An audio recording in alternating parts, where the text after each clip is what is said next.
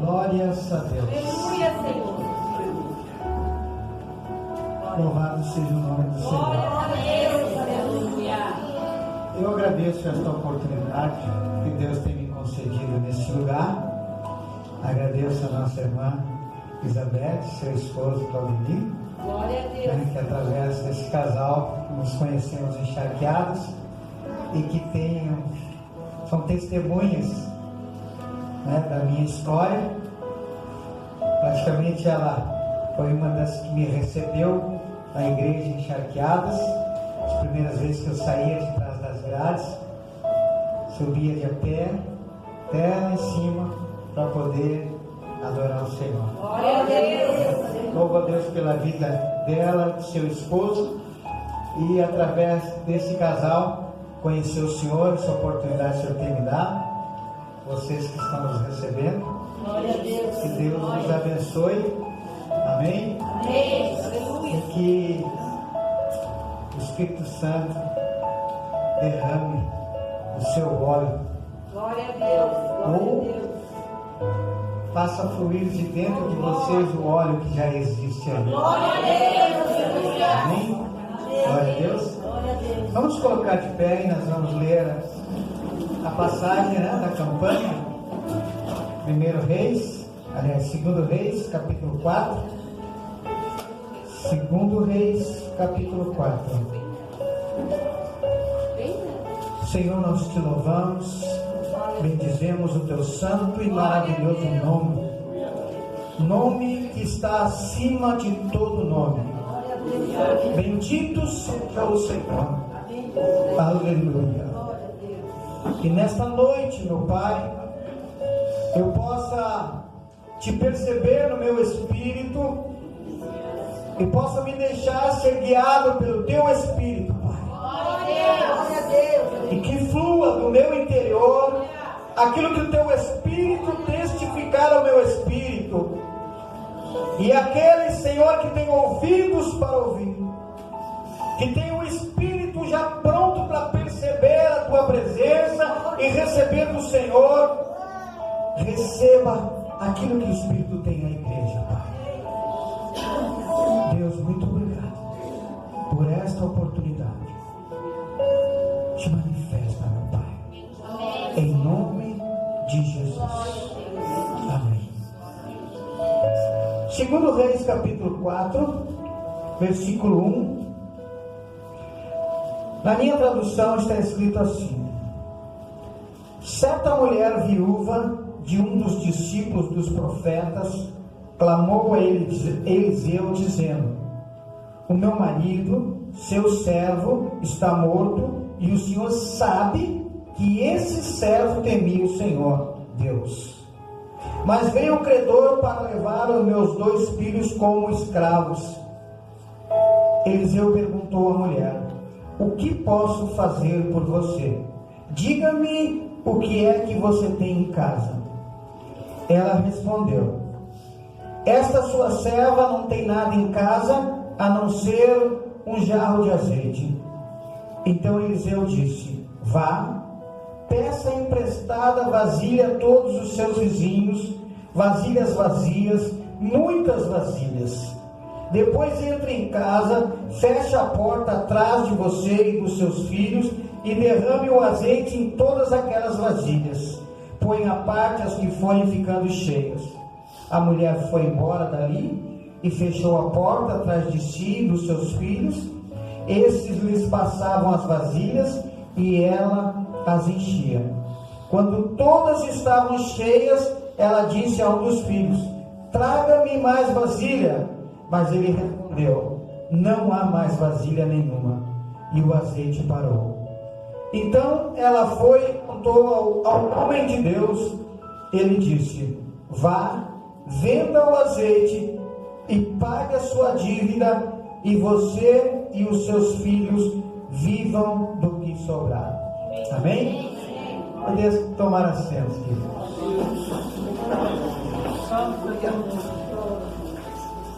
Glória a Deus.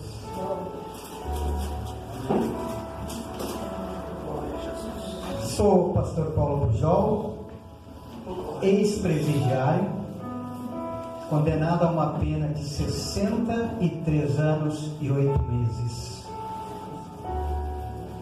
Se você quiser escutar todo o meu testemunho, ele está num CD, está no YouTube, na minha página. Eu já tenho 2 pessoas aqui que já são meus amigos no Facebook. E aí, através desses amigos, vocês podem acessar a página. Lá vai estar o endereço do YouTube. E está lá disponível para vocês escutar e compartilhar com quem o Espírito Santo direcionar vocês. Fui condenado a uma pena de 63 anos e 8 meses por assaltos, por homicídios. Fui usuário de drogas e vendedor de drogas. Sou gaúcho de Porto Alegre. Estou há 7 anos em Santa Catarina, em São José, Grande Florianópolis. Para entrar em Florianópolis tem que passar por São José. Por 3 vezes fui parar na prisão. As primeiras 2 vezes era uma pena de 2 anos e 8 meses, com regime inicialmente semiaberto. A terceira vez, quando eu retornei para a prisão, aí foi acrescido mais 61 anos, que somou 63 anos e 8 meses. Desse tempo de condenação, eu cumpri entre 22 e 23 anos, regime fechado e semiaberto, maior parte no regime fechado. Estando na prisão, eu vou direto ao ponto, porque há muito testemunho, há muita história para contar. E como eu tenho dito em vários lugares, mas o nosso Deus, Ele está sempre trabalhando. Então eu vou compartilhar com vocês o testemunho do momento da minha conversão. E se há algum testemunho que fluir aqui de dentro de mim, provavelmente vai ser coisas que estão acontecendo agora, porque aquele que começou a boa obra, ele continua trabalhando na minha vida, por minha vida e através da minha vida.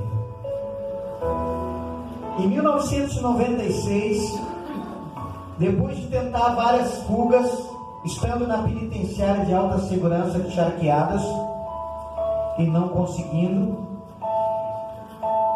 me bateu uma agonia e uma saudade da minha família, que já não acreditava mais que eu pudesse, me tornar uma pessoa boa. Eu não era uma pessoa, na verdade não era uma pessoa ruim, eu tratava com respeito quem me respeitava, mas era cruel quem queria ser valente comigo. Mas, pela terceira vez na prisão, todas as vezes que saía fazia coisas piores, destruiu meu primeiro casamento, destruí várias famílias e fiz com que a minha família desacreditasse em mim. Então, em 96, 25 de dezembro, eu bastante agoniado e desejoso de receber a visita de meus familiares, que há muito tempo eu não via, fiquei aguardando. E o dia da visita passou e nenhum familiar, nenhum parente apareceu. E eu fiquei muito agoniado. São 2 horas de sol e 22 horas trancado em celas individuais. E eu voltei para minha cela, já de noite, tentei dormir. Muitas vezes a gente está no meio de uma luta e a gente gostaria que o dia passasse rápido, às vezes toma algum comprimido, procurando dormir, para ver se o problema passa, resolve, e o outro dia já melhora as coisas. Mas eu não conseguia dormir. Pensei em Papai Noel, embora estando com 36 anos de idade, imaginei ele me presenteando, caindo um presente do trenó dele para mim. E aquele exercício de fantasia me amenizou um pouco a minha mente, então eu pude pegar no sono. E enquanto estava dormindo, de madrugada, eu tive um sonho. Aquilo que está em Isaías 59:1 aconteceu comigo. Eis que a mão do Senhor não está encolhida. como também diz o escritor ao Atos dos Apóstolos, que Deus não leva em consideração o tempo da ignorância. Então a mão do Senhor, através de um sonho, se estendeu para mim e veio descendo em minha direção, e eu, sabendo que era Deus, e eu questionei. Eu disse: mas eu não pedi ajuda de Deus, porque eu não estava buscando a Deus. Mas o dono daquela mão continuou vindo em minha direção, e eu, olhando para a minha condição, eu digo: não, eu não sou digno desta ajuda, porque olha quem sou eu, aonde eu estou e o que eu pretendo fazer. A minha intenção era, quando pudesse sair para a rua, voltar a fazer coisas piores ainda. Mas Deus continuou avançando em minha direção, e aí eu pensei que não era comigo, talvez fosse para alguém aquela mão.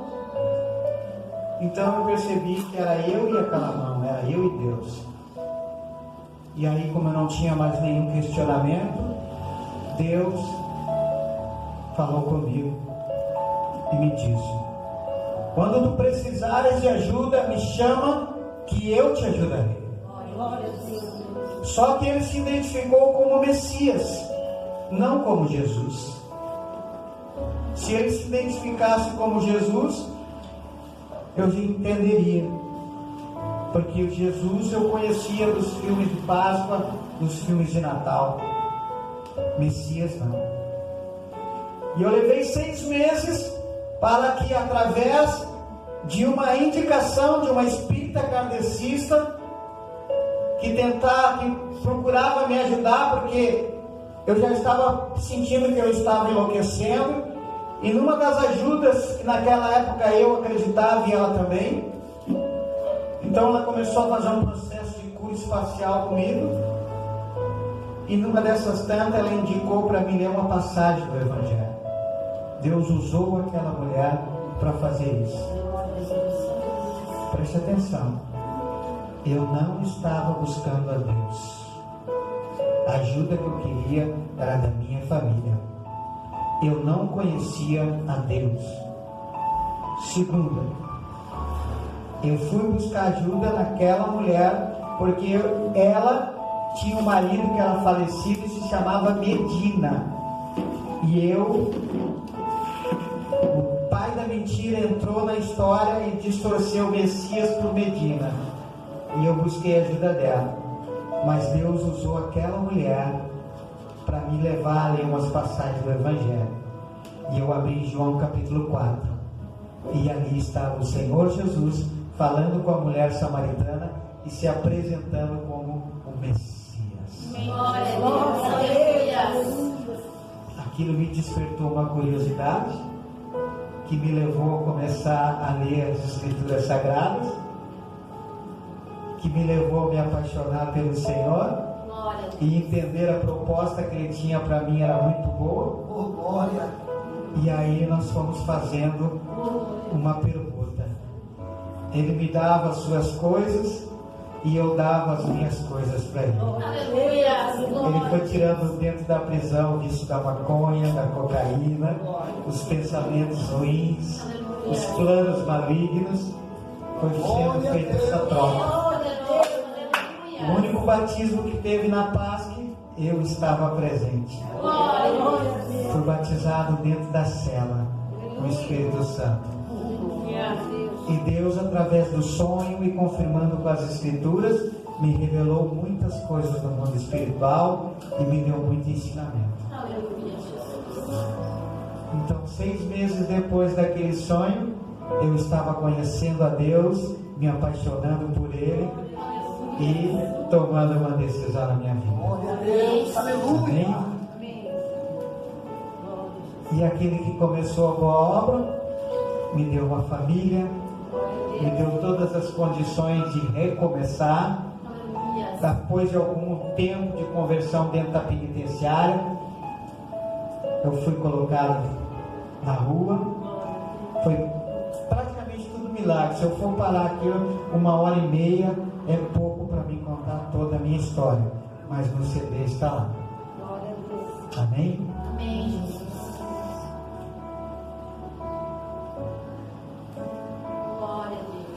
Uma mulher viúva, uma mulher sem um esposo, é uma mulher indefesa. E essa mulher, além de não ter o seu esposo, tinha 2 filhos. Só que, diz a história, por causa de uma dívida que foi deixada, o credor chegou para cobrar a dívida. Em Israel, pela lei, a dívida, se não tivesse como pagar, então se, digamos, alugava os filhos, a mão de obra dos filhos, eles eram comprados como escravo até o momento de pagar toda a dívida e ser livre. Assim como também existe uma lei na Bíblia, em Israel, de misericórdia também. Só que esse credor não foi misericordioso. Aquela mulher era sozinha, tinha 2 filhos e o sustento dela era através da mão de obra daqueles filhos. Mas o credor implacável bateu na porta e cobrou uma dívida. E a Bíblia diz que aquele homem era temente ao Senhor, era servo do profeta. E aqui eu tenho uma lição, antes de entrar na mensagem. Como é importante a gente se dedicar ao Senhor, se consagrar à obra do Senhor, mas também muito importante não ser descuidar da nossa vida social, dos nossos compromissos. Essa mulher ficou sobrecarregada por causa de uma dívida que ficou em haver. Então, homens, mulheres, se dediquem ao Senhor, mas também dê a César o que é de César. Honre os seus compromissos, pague as suas contas. Não traga um problema para a geração futura. Amém?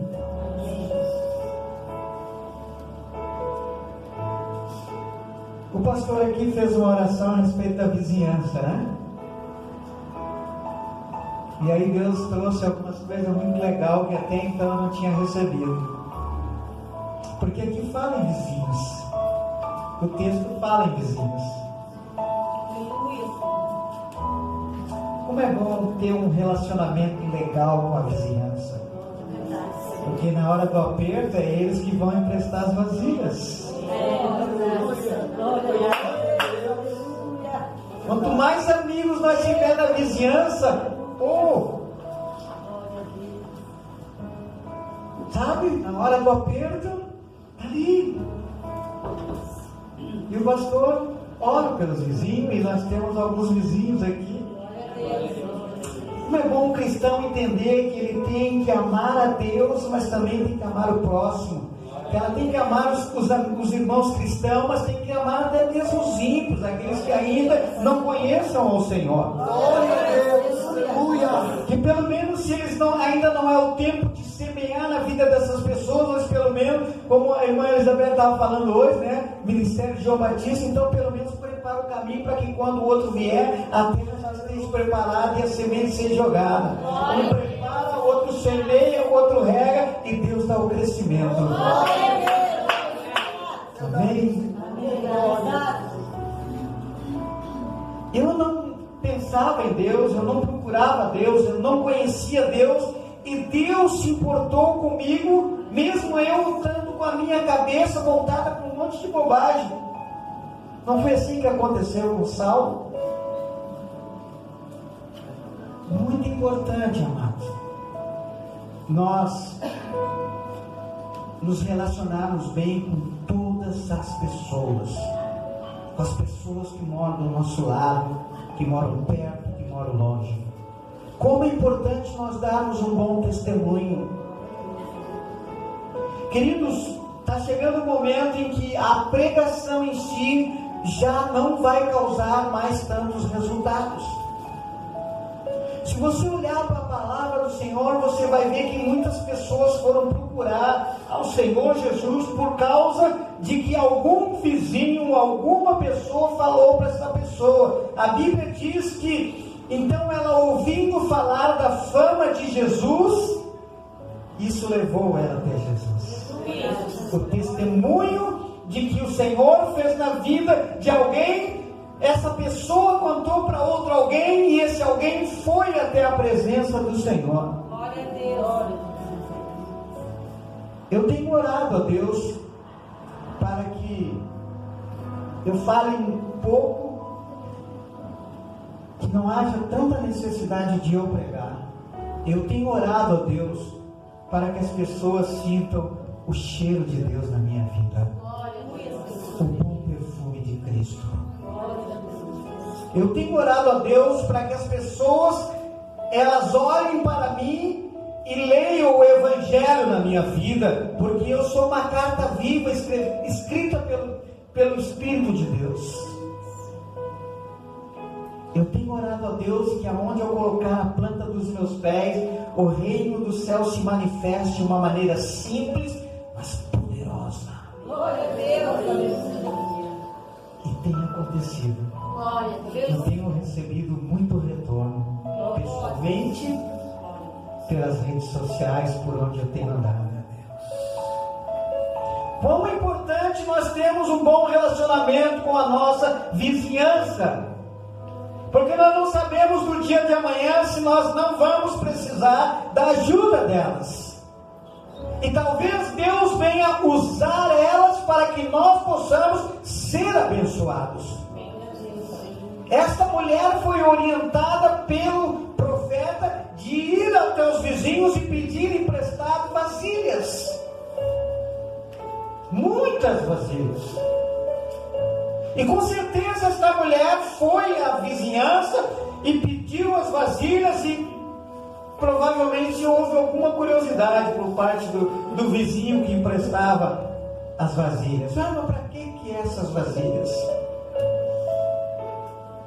E se ela era uma mulher de fé e ela acreditava que aquilo que o profeta falou iria acontecer, provavelmente ela deve ter dito: é que o profeta me disse que vai acontecer tal e tal coisa, e eu preciso de vasilhas.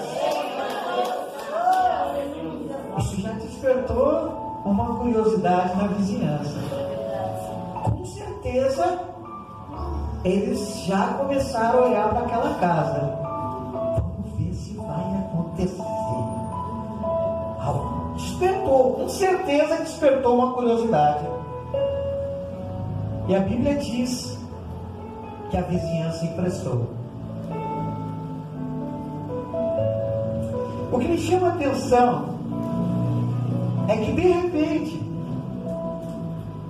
quando o milagre aconteceu, quando o azeite foi multiplicado, ela não ficou com as vasilhas para ela. No momento que ela vendeu o azeite, que ela limpou as vasilhas, ela devolveu as vasilhas para os seus legítimos donos. E aí ela contou o milagre. E com certeza isso levou muita gente a querer conhecer o profeta, a ir no lugar onde ele estava e se interessar por Deus.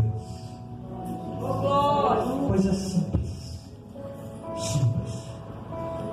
E tudo isso aconteceu, sabe por quê?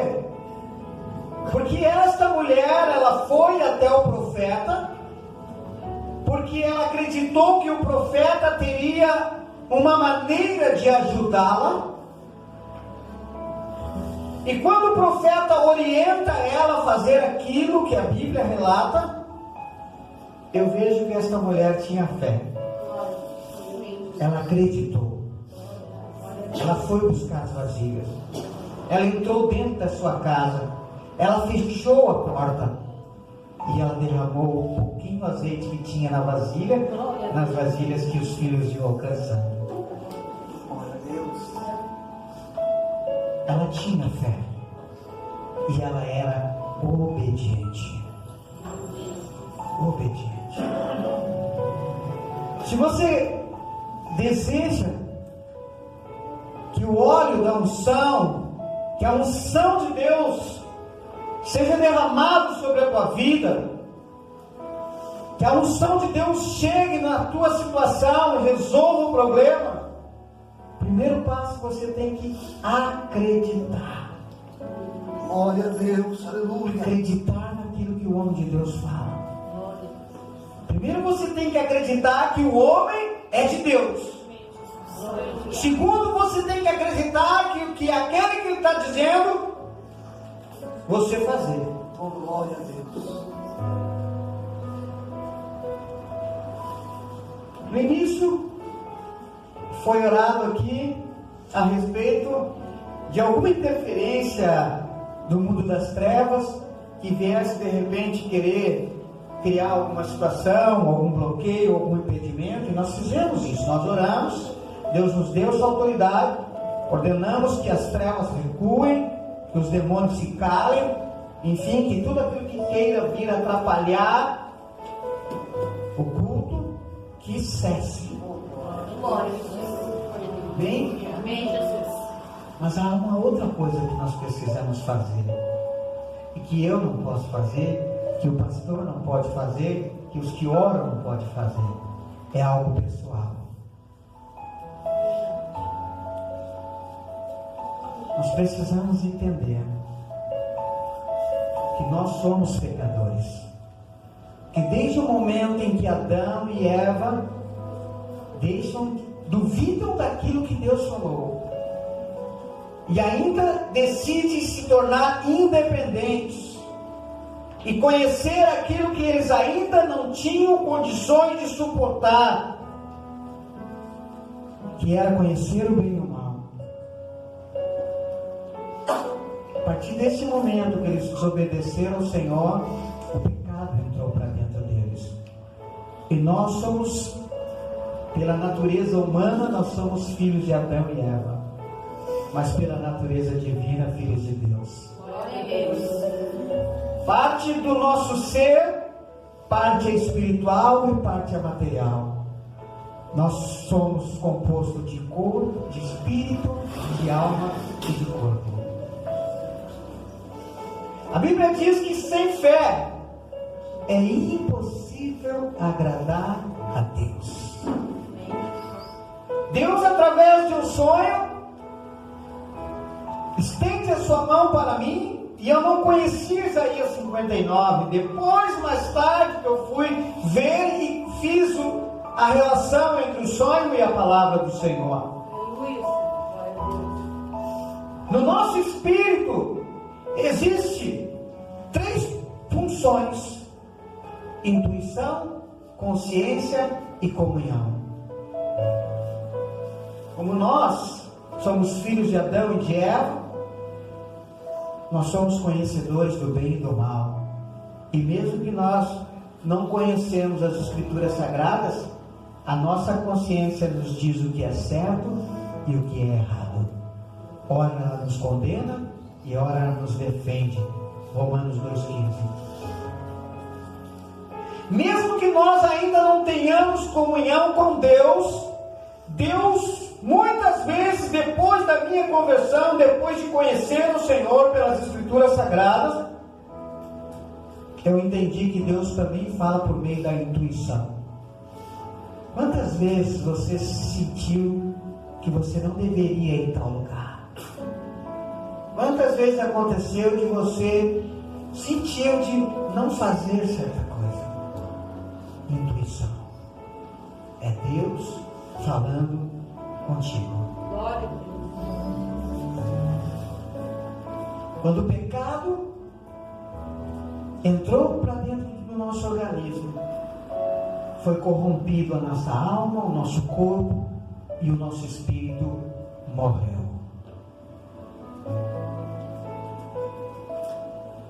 Mas em Cristo Jesus, Deus, já sabendo o que o homem faria, já tinha solução para o problema, porque o Salvador nasceu antes do pecador, e a salvação antes do pecado. Deus está à frente de toda a história humana e angelical. Deus não quer que ninguém se perca, mas que todos conheçam a Deus, sejam salvos e desenvolvam a sua salvação. Aleluia. Aos olhos de Deus, quando Ele olha para a terra, Ele vê dois grupos de pessoas: os que creem e os que não creem. É isso que divide a humanidade diante de Deus. Aqueles que creem, o seu nome já está escrito no livro da vida. Glória a Deus. A Bíblia diz que antes da fundação, que desde a fundação do mundo, os nomes daqueles que vão ser salvos estão escritos no livro da vida. Deus sabe quem vai ser e quem não vai ser. E sabendo quem não vai ser, Ele vai dar muito mais oportunidades ainda, para que eles venham se arrepender. Aleluia. E eles Glória não a sabendo. Deus. Eu não estou falando de calvinismo nem de arminianismo. Eu estou falando da presciência de Deus. Deus tinha algo comigo, como também tinha algo com Saulo de Tarso, aquele homem que saiu para pegar cristãos em Damasco, mas no meio do caminho Deus se apresenta para ele e transforma ele um dos maiores apóstolos. Glória a Deus. Queridos, no momento em que nós aceitamos a Jesus Cristo como nosso Senhor e nosso Salvador, que nós descemos as águas batismais, e às vezes eu fico, esse tempo eu estava fazendo um batismo e eu fiquei pensando, por que as pessoas